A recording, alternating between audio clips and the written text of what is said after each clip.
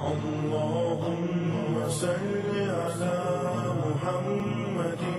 وآل محمد. اللهم صل على محمد وآل محمد. اعوذ باللہ من الشیطان الرجیم. بسم اللہ الرحمن الرحیم. الحمد للہ والصلاة والسلام علی اہلہا. الحمد للہ الذی جعلنا من المتمسکین بقرآن الکریم وبولایت امیر المومنین وائمۃ المعصومین علیہم السلام. عقائد امامیہ کے باب میں کی جانے والی گفتگو کا آج 8واں دور اور یہ اس کا تیسرا حصہ. تو عرض یہ کر رہا تھا گزشتہ حصے میں کہ جو مجتہد جامع شرائط کی جو شرائط ہیں وہ کیا ہوا کرتی ہیں.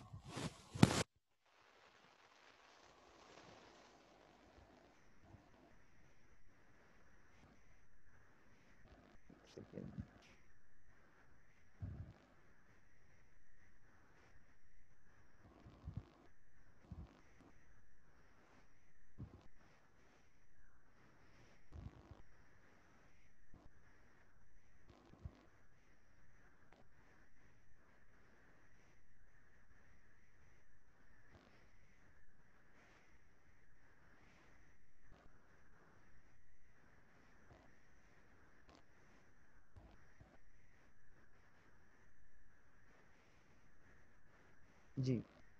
تو بسم اللہ الرحمن الرحیم. آئیے مجتہد جامع شرائط، پہلے تو مجتہد جامع شرائط کہتے کس کو ہیں اور اس میں شرائط کون سی شرائط ہیں جو کہ اس کے اندر ہونی چاہیے، اس کی طرف انشاءاللہ ہم نظر کرتے ہیں.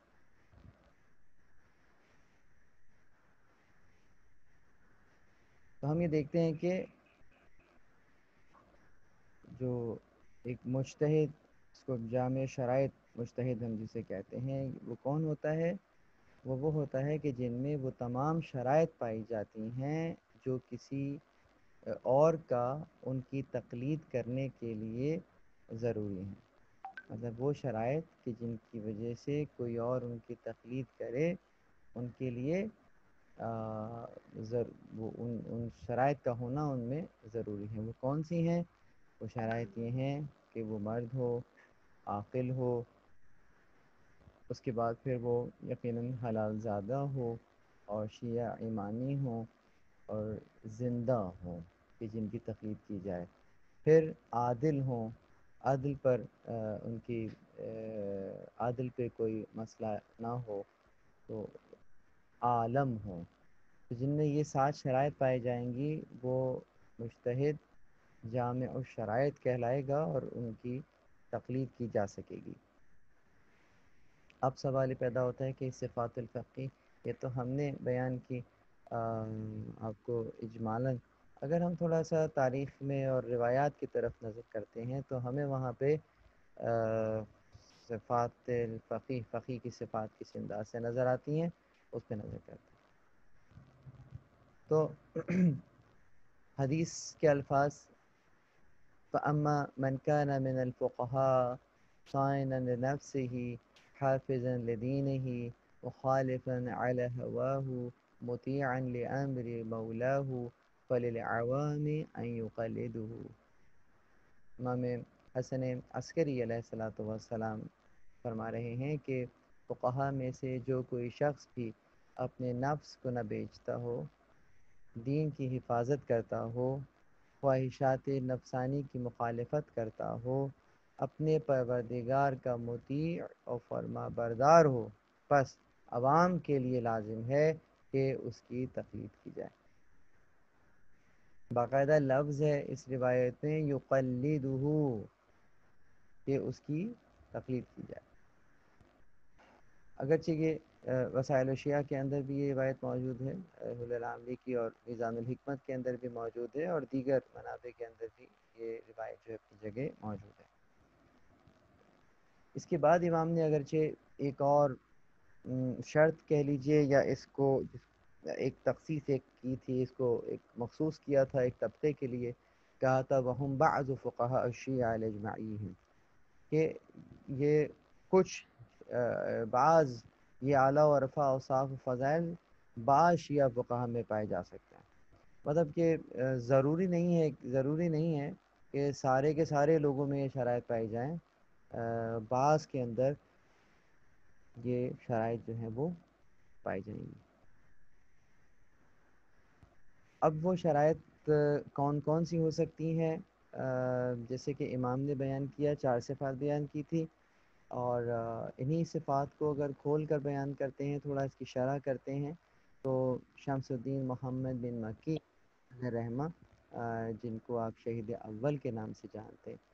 ان سے پوچھا گیا کہ کون سی شرائط ہیں، تو انہوں نے کیا بیان کیا؟ انہوں نے اس انداز سے ان شرائط کو بیان کیا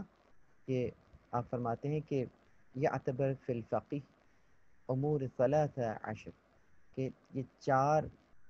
یہ جو 13 جو 13 صفات ہیں جو ایک فقیہ کے اندر جو ہیں وہ ہونی چاہیے. سب سے پہلی شرط الامر الاول، پہلی شرط کیا ہے، پہلا امر کیا ہے؟ کہتے ہیں ایمان، الایمان، یعنی کہ یقیناً کامل ایمان شخص ہونا چاہیے. دوسری شرط العدالہ، عادل ہونا چاہیے. یقین اس سے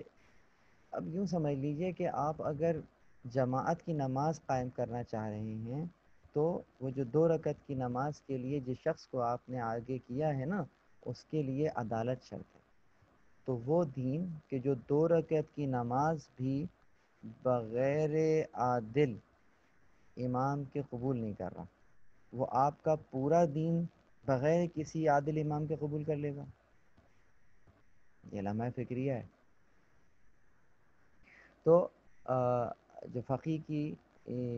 جو دوسری ایک صفت ہے وہ العدالہ، عدالت ہونی چاہیے. الثالث، تیسری شرط ہے العلم بالکتاب، قرآن کا علم ہونا چاہیے، کتاب کا علم ہونا چاہیے انہیں. یعنی جو آیات کی شان نزول ہے،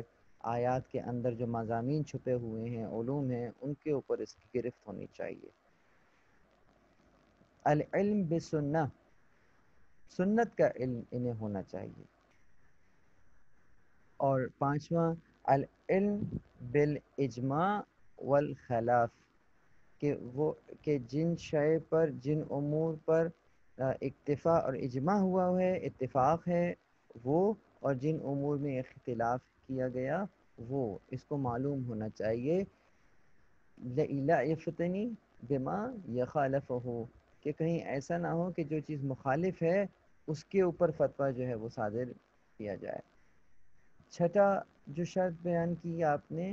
وہ بیان کی کہ العلم بالکلام، یعنی علم کلام کا ماہر ہونا چاہیے. اور السابع، 7ویں صفت بیان کرتے ہیں کہ العلم بالاصول، اصول کا عالم ہونا چاہیے، کہ جس سے یہ اپنے مسائل کا استنباط اور استخراج کر سکے. 8ویں شرط الثامن، یعنی 8ویں شرط کیا ہے؟ العلم باللغة والنحو والصرف، کہ اسے لغت کا، صرف کا اور نحو کا علم ہونا چاہیے. کیوں؟ اس لیے کہ اس کے استدلال میں قوت پیدا ہوگی. وَكَيْفِيَّتُهُ الْاِسْتِدْلَالِ وَعَلَى ذَلِكَ دَلَّ بِقَوْلُهُ، وہ جو امام نے قول فرمایا تھا نا کہ وہ عارف احکامنا، ہماری احکام کو جو ہے وہ پہچانتا ہو، تو بس فَإِنَّ مَعْرِفَتُهَا بِدُونَ ذَلِكَ محال،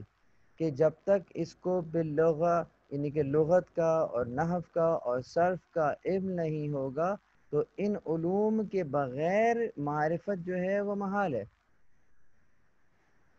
بدون مطلب ان کے علاوہ، اگر یہ شے نہیں ہے اس کے پاس تو پھر معرفت ہے. پھر اس کے بعد 9ویں جو شرط یہ بیان کرتے ہیں شہید اول، وہ کہتے ہیں کہ العلم بالناسخ والمنسوخ، کہ ناسخ آیات کا اور منسوخ شدہ آیات کا علم ہونا چاہیے. انہیں وہ آیات کے جو کہ قرآن میں موجود ہیں ان کا تلاوت کی جاتی ہے، پڑھنے پہ ثواب بھی ہے، لیکن وہ اس کے اندر جو حکم موجود ہے وہ منسوخ ہو گیا ہے۔ آیت کا منسوخ ہونے کا مطلب کیا ہے؟ آیت کا منسوخ ہونے کا مطلب یہ ہے کہ آیت قرآن میں موجود ہے، لیکن اس کے اندر جو حکم دیا گیا ہے اب اس پر عمل نہیں ہوگا، بلکہ اس کے مقابلے پر ایک اور آیت آ گئی ہے جس کے اندر حکم دیا گیا ہے اور وہ اسے منسوخ کر دے گی۔ تو وہ یہ آیتیں جو ہے وہ ناسخ و منسوخ آیات پھر کہلائیں گی۔ والمحکم والمتشابہ، کہ اس کو محکم اور متشابہ آیت کا جو ہے وہ بھی واضح علم ہونا چاہیے۔ والظاہر والمؤول، کہ اب جو ظاہری آیت ہیں یعنی کہ جو بالکل ہی بین ہیں ان کا علم بھی اس کو ہونا چاہیے، اور وہ جو جس میں قدرے دقت کرنی پڑے گی اور پھر اس کے بعد کچھ علم آئے گا وہ اس کا علم۔ وَنَحْوَهَا مِمَّا يَتَوَقَّفُ عَلَيْهِ فَحْمِ الْمَعَانَى وَالْعَمْلِ بِمُعْجِبَا، اب اس کے اندر کہ اس کو نحو کا بھی علم ہونا چاہیے، کہاں پہ رکنا ہے، کہاں کس انداز سے جو ہے وہ اس کو دیکھنا ہے، اور اس کو کہ اس کے معنی کے اوپر جو ہے وہ دقت کی جا سکے، فہم ہو سکے۔ تو اس کے اندر حکم عام حکم ہے یا خاص حکم ہے، کسی جماعت کو حکم ہے یا کسی فرد کو حکم ہے یا کسی خاص وقت کے لیے حکم ہے یا عام حکم ہے سب کے لیے، یہ تمام کی تمام چیزیں اس کے اندر ہونی چاہیے۔ 10واں العاشر العلم بالجرح و تعدیل، اس کو علم جرح و تعدیل کی جس کے اندر آرگیومنٹس کا دینا، دلیل کا قائم کرنا اور ڈیبیٹ کرنا، یہ علم اس کو آنا چاہیے، اس کی گرفت ہونی چاہیے۔ الحادی العشر 11ویں شرط العلم بمقتضى اللفظ لغة وعرفا وشرعا، کہ اس کو لغت کا، اس کو علم ہونا چاہیے کسی لفظ کا کہ اس کے لغت کے لغوی معنی کیا ہیں اور عرفاً معنی کیا لیا جاتا ہے، کیونکہ وہ جب فتویٰ دیں گے یا جو کسی کو جب وہ حکم صادر کریں گے تو جس زمان میں، جس مکان میں، جن حالات میں وہ لفظ بولا جا رہا ہے اس کے معانی اور مفہوم کیا ہیں انہیں ان کا پتہ ہونا چاہیے۔ اور پھر 12ویں شرط جو بیان کرتے ہیں وہ کہتے ہیں کہ ان کو ان يعلم من المخاطب ارادة المقتضى ان تجرد عن القرینہ وارادة ما دلت علیہ القرینہ۔ اب یعنی کہ جو پوچھا جا رہا ہے بہت توجہ ہے، کیونکہ یہ جو اب بعد کی شرائط ہیں یہ دلالت کرتی ہیں یہ اس طریقے کہ اس کا کمیونیکیشن کیسا ہے اس معاشرے کے اندر، جو مسئلہ پوچھا جا رہا ہے اور بیان کیا جا رہا ہے، تو وہ کہہ رہے ہیں کہ جو مخاطب ہے اس کا ارادہ، اس نے جو پوچھا ہے اس کا وہ کس حالات کے تحت اور کس انٹینشن سے وہ چیز پوچھی ہے ان کو معلوم ہونا چاہیے، ٹھیک ہے۔ تو کیوں؟ اس لیے کہ اگر وہ اس کو سمجھ ہی نہیں سکیں گے، اس کے حالات کو نہیں سمجھیں گے، تو پھر یہ مسئلہ جو ہے وہ بیان صحیح نہیں کر پائیں گے۔ مثلا بہت سارے معاملات جو پوچھے جاتے ہیں وہ علاقے کے اعتبار سے بھی ان کو دیکھنا ہوتا ہے۔ مثلا آپ خود دیکھ لیجئے کہ جو لوگ اہل نظر ہیں ان مراجع کے حالات پر دیکھیے، مطالعہ کیجئے کہ جو لوگ رہتے ہیں مثلا بڑے شہروں میں رہتے ہیں، وہاں کے فقہا کے اندر ایک خاص رنگ نظر آئے گا، اور جو کسی چھوٹے سے قریے میں رہتے ہیں وہاں ایک خاص حکم نظر آئے گا۔ نجاست اور طہارت کے معاملات میں دیکھ لیجئے، ایک شخص رہتا ہے جو کہ بہتے ہوئے جھرنے کے برابر میں اس کا گاؤں ہے اور وہاں رہتا ہے، پانی کا کوئی مسئلہ ہی نہیں ہے، جب چاہیں اتنا وافر مقدار میں پانی موجود ہے۔ اور آپ کسی ایسے شخص کی بات کریں کہ جو کہ مثلا کراچی میں رہتا ہے جہاں پانی نہیں آتا، اب تو یہ کہہ سکتے ہیں، وگرنہ کسی ایسی جگہ رہتا ہے جہاں کوسوں میل جانا پڑتا ہے پانی لے جانے کے لیے، وہاں پر اگر مسئلہ پوچھیں گے تو وہاں پر نجاست اور طہارت کے اعتبار سے بہت مختلف مسائل ہوں گے، وہاں بہت ساری چیزیں ان کے لیے جو ہے وہ ان کے حالات کے اعتبار سے جو ہے وہ جائز قرار دی جائیں گی، لیکن یہاں پر نہیں دی جائیں گی۔ تو بہت سارے معاملات علاقوں کے بدلنے کی وجہ سے بھی جو ہے وہ بدل جاتے، تو اس کا ان کے حالات اور واقعات کا جانا بھی ضروری ہے، کیونکہ آخر میں جو جملہ وہ کہہ رہے ہیں، کہتے ہیں ہوا موقوف علی ثبوت الحکمہ، کہ وہ جو مخاطب نے جو پوچھا ہے، جو سوال پوچھا ہے، اس کے بارے میں، اس کی جو حالات ہیں اس کے بارے میں ان کو پتہ ہونا چاہیے کہ اگر وہ اس سے موافقت کریں گے، مل جائیں گے، تو پھر یقیناً ان کا جو خطاب ہے وہ بڑا معتبر ہوگا، لیکن اگر انہیں پتہ ہی نہیں ہوگا کہ کب کون کہاں کیسا سوال کر رہا ہے، کیا پوچھا ہے، تو ان کے جواب میں بھی وہ چیز حکمت جو ہے وہ نہیں ہوگی پوشیدہ، لیکن اگر معلوم ہو کر سوال کیا جائے گا تو حکمت۔ 13واں کیا ہے کہ ان یکون حافظا، کہ ان کو جو ہے وہ کیا رہبر ہونا چاہیے، ان کو نگہبان ہونا چاہیے، ہر کسی شخص کسی معنی کا کسی مفہوم کا جو پوچھا جا رہا ہے، بمعنی انہ اغلب علیہ من النسیان، تاکہ جو ہے وہ نگہبان ہوں کہ کون سا حرف کون سا لفظ کس معاملے میں استعمال ہوا جا رہا ہے، کہیں اس میں کوئی غلطی کوئی بھول اس میں نہ ہو سکے۔ تو اب یہاں پر 13 جو صفات بیان کی گئیں، اس کا اگرچہ اس انداز سے یاد کرنا ضروری نہیں ہے، یاد کرنے کے لحاظ سے تو وہی صفات تھیں جو 4 امام نے بیان کی تھیں۔ اگر آپ سے پوچھا جائے کہ بھائی وہ کون سی صفات ہیں، تو آپ نے وہ روایت اور 4 صفات بیان کر دینی ہیں کہ جو اپنے نفس کو بیچتا نہ ہو، اور وہ جو امام کی روایت۔ چھٹے امام نے پھر فرمایا کہ انظر الی من کان منکم قد روی حدیثنا، جب مجھ سے پوچھا گیا کہ کس سے پوچھیں گے یا کس سے ہم مسئلہ لے لیں، آپ تک اگر نہیں پہنچ پا رہے، تو آپ نے کہا کہ ان کی طرف دیکھ لو جو ہماری روایات تمہیں بیان کر رہے ہیں، یعنی جو ہم سے ہمارے حالات کو سمجھ کر تم تک بیان کر رہے ہیں، جو ہماری جو مسائل ہیں جو ہم تمہیں بیان کر رہے ہیں، جو تم ہم سے پوچھنا چاہتے ہو، اگر کوئی شخص تمہارے درمیان میں موجود ہے اور وہ جانتا ہے اور ہماری ہی روایات تم تک پہنچاتا ہے اور تمہیں مسائل کا حل بیان کر رہا ہے، تو انظروا الی، اس کی طرف دیکھو، ونظر فی حلالنا وحرامنا واعرف احکامنا، کہ جو کہ ہمارے حلال کو، ہمارے بتائے ہوئے حلال کو اور ہمارے بتائے ہوئے حرام کو اور ہمارے بتائے ہوئے احکامات کو جانتا ہے، فَرَضُوا بِهِ حُكْمًا فَإِنِّي قَدْ جَعَلْتَهُ عَلَيْكُمْ حَاكِمًا، فرماتے ہیں کہ بس اس کی طرف جو ہے وہ رجوع کرو، کیوں، میں نے ہی تو انہیں تمہارے اوپر حاکم قرار دیا ہے۔ تو بس یہاں پر میں عرض کرتا چلوں گا کہ یہ ایک بہت بڑا درجہ ہے کہ جب امام جو ہے وہ کسی پر اپنا حاکم سے مراد یعنی کہ جو میرا حکم ہے وہ اس کے ذریعے سے تم پر نافذ ہوگا، یا میرے حکم کو تم اس کے ذریعے سے لے کر خود پر نافذ کرو، تو یہ جو میرا جو بنایا ہوا حاکم ہے تمہارے اوپر، تمہارے نفسوں پر، اس سے تم ہماری روایات اپنے جو ہے وہ لے لینا۔ مرجع بنتے کیسے ہیں، اختصار کے ساتھ مرجع کا درجہ کیسے ملتا ہے، ہاؤ سمن بیکیم مرجع، تو کئی مراحل سے گزرنا پڑتا ہے ایک مرجع بننے کے لیے۔ میرے مطلب یوں کہہ لیجئے ایک ایسی اصطلاح استعمال ہوتی ہے کہ مرجع بننا ایسے ہی ہے جیسے آپ کو ایک سوئی پکڑا دی جائے اور کہا جائے کہ اب یہاں سے آپ نے پانی کا جو ہے وہ کنواں کھودنا ہے، تو سوئی سے کنواں کھودنا ایسا ہی ہے کہ جیسے مرجع بننا۔ تو صرف مجتہد کا درجہ پانے کے لیے کئی دہائیاں پر مبنی جو ہے وہ ریاضت کرنی ہوتی ہے اور علوم کو اخذ کیا جاتا ہے، اور پھر مرجع اس کے بعد کا مرحلہ ہے۔ اگر دیکھا جائے کہ شیعہ مجتہد جو ہیں وہ کس انداز سے بنتے ہیں، تو عموماً 2 حلقوں کی تکمیل میں تقریباً 10 برس جو ہیں وہ لگتے ہیں، 10 ایئرس لگتے ہیں 2 سٹیجز کمپلیٹ کرنے میں۔ اوور آل 3 سٹیجز ہیں،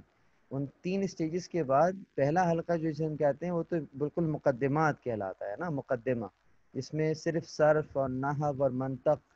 اور اصول یہ پڑھا جاتا ہے۔ اس کے بعد پھر ہم جب دوسرا حلقہ جس کو سطوح کہتے ہیں، اس میں استدلال کیا جاتا ہے، فقہ اور اصول فقہ کی بحث پھر وہاں آتی ہے، کیونکہ یہ جو علم صرف اور نحو اور منطق پڑھا ہے، اصول پڑھا ہے، یہ مقدمہ قرار پاتا ہے دوسرے حلقے کا۔ تو سطوح کہلا رہا ہے جس میں استدلالی فقہ جیسے میں نے بیان کیا، علم کلام، تفسیر، حدیث، فلسفہ، اسلامی قانون، یہ سب پڑھایا جاتا ہے۔ تیسرا اور آخری حلقہ جو ہے وہ درس الخارج کہلاتا ہے۔ اس حلقے میں طالب علم جسے ہم کہتے ہیں وہ ایک نامور مجتہدین کے سامنے دانو تلمیذ طے کرتا ہے، ان کے سامنے جو ہے وہ زانو ادب طے کرتا ہے۔ مختلف موضوعات اس کے اندر مشتمل ہوتے ہیں، اور وہ موضوعات ضروری نہیں کہ 2-3 دن کے موضوعات ہو، نہیں، کئی مہینے وہ موضوعات چلتے رہتے ہیں، اور یہ طالب علم جو ہے یہ کئی اساتید سے جو ہے وہ استفادہ کرتا ہے۔ اس کے بعد پھر کہیں جا کے اس حلقے میں جسے کہتے ہیں پھر باقاعدہ کوئی امتحان تو نہیں ہوتا، لیکن عمر کی بھی کوئی قید نہیں ہے، امتحان کی بھی قید نہیں ہے، بس دیکھا یہ جاتا ہے کہ کیا طالب علم کو کہ اس نے کسی موضوع پر رسالہ کوئی تحریر کرنے میں اس میں کس حد تک قابلیت اس میں پائی گئی ہے، کیا یہ فقط روایات جمع کر رہا ہے، کیا وہ فقط نقلی علوم پر کام کر رہا ہے، یا اس میں اتنی استعداد پیدا ہو گئی ہے کہ وہ خود نقد و نظر سے کام لے کر کسی مسئلے کا حل اور کسی موضوع کی طرف جو ہے وہ دقت کر رہا ہے۔ تو یہ شاید یہ جوہر کا مل جانا یہ آسان نہیں ہے، بہت مشکل ہوتا ہے درجہ مرجعیت پر فائز ہونے کے لیے۔ اب سوال یہ پیدا ہوتا ہے کہ مجتہد جامع، یعنی جس کی شرائط میں نے آپ کے سامنے رکھ دیں اور پھر یہ بھی بتا دیا کہ وہ مرجع بنتے کیسے ہیں، تو اب سوال یہ پیدا ہوتا ہے کہ ہم پہچانیں کیسے کہ کون اس وقت مرجع ہے، اور پھر ان سے فتاویٰ کس انداز سے لیں، اس کا کیا طریقہ ہے؟ تو اس کے لیے ہمیں نظر آتا ہے کہ جو مجتہد جامع کی شناخت کے طریقے ہیں، حصول ہیں، وہ یہ ہے کہ کم از کم 3 ذریعے جو ہیں وہ ہمارے سامنے موجود ہیں۔ یعنی کہ جب انسان اہل خبرہ میں سے ہو اور خود شخصی طور پر کسی کے اجتہاد کو جانتا ہو، مطلب ہی ہمسیلف نوز کہ ہی از مرجع، یہ مجتہد ہے،